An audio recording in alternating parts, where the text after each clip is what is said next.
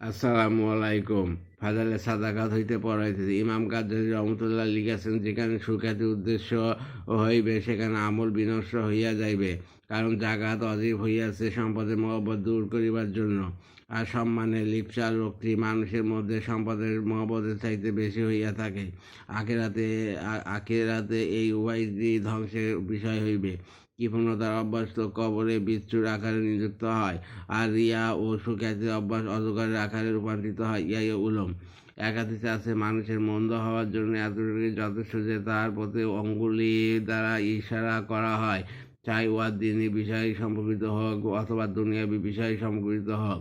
হযরত ইব্রাহিম ইবনে আদম রহমতুল্লাহ বলেন, যে ব্যক্তি নিজের সুখ্যাতি পছন্দ করে সে আল্লাহ তাআলার সহিত সত্যবাদিতার আচরণ করিল না।